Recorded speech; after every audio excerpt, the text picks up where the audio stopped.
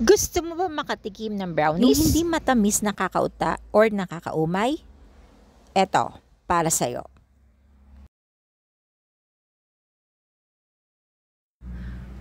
Hi mga kumarikoy! Ngayong araw na to gagawa ako ng blackness. Eto, charot! Brownies na masarap at maraming nuts. Kaya, dyan lang kayo and watch this.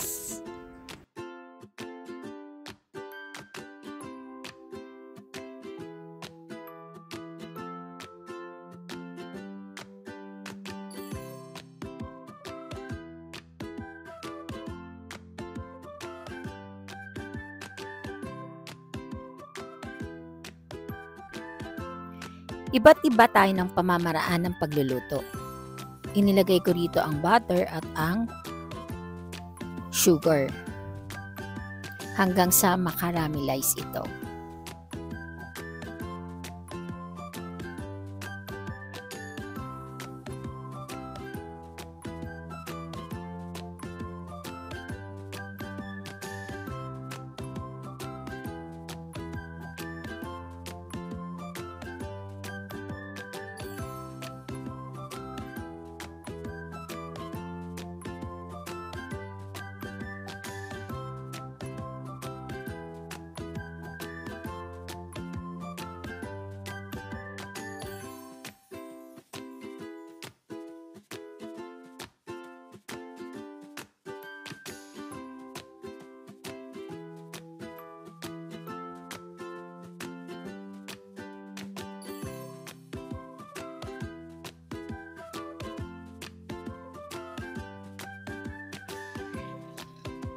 Hinintay ko lang kumulo ang ating mixture o ang ating butter at ang sugar.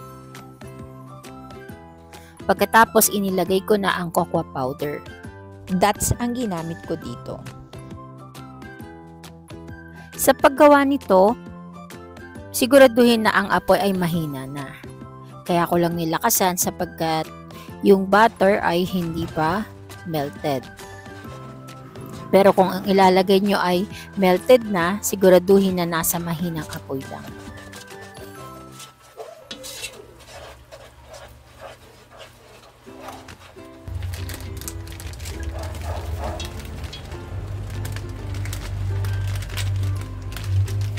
Inilagay ko na rin ang chocolate chip. Sa pagpili ng chocolate chip, depende sa preferred ninyo. Kung gusto nyo ay matamis or black chocolate na kagaya ng sa akin.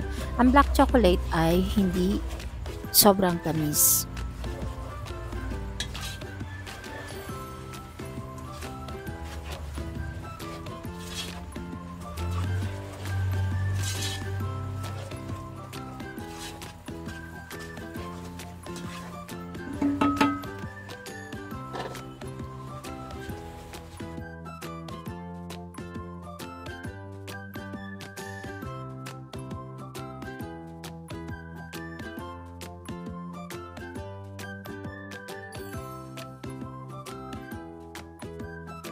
Sunod, inilagay ko na rin ang ating AFP o ang all-purpose flour.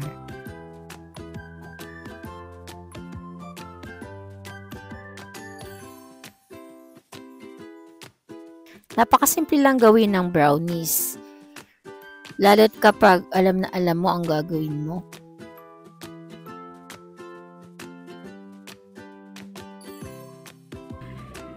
Nag-add ako dito ng 1/4 cup of water para yung ating consistency ay ma-meet natin.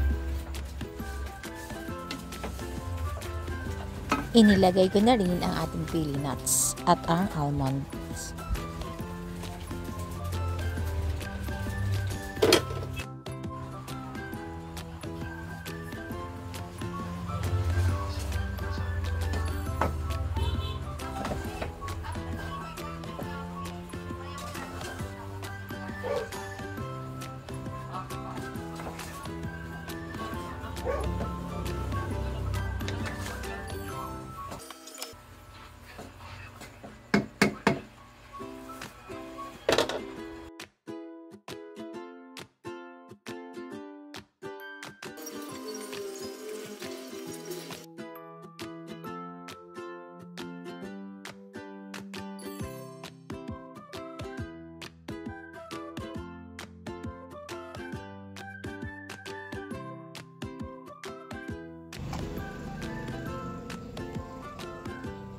Dito maglalagay ako ng 3 itlog.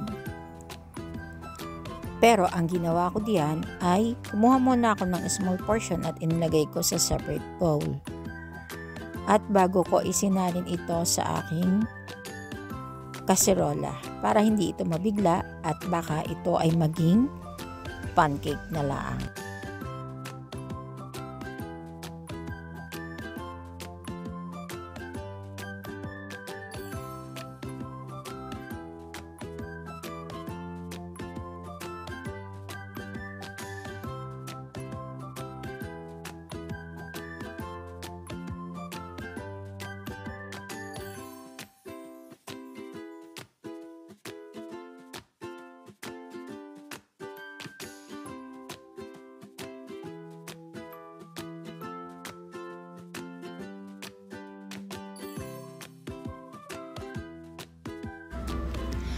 Bago nyo gawin ang maglagay ng itlog or pag na-cooperate nyo na sa inyong separate bowl ang itlog, siguraduhin na patay na ang apoy.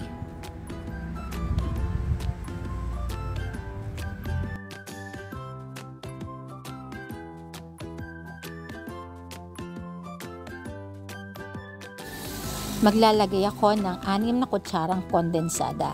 Ang kondensada ay makakatulong para ma-prevent or mapanatili ang moisture ng ating brownies cake.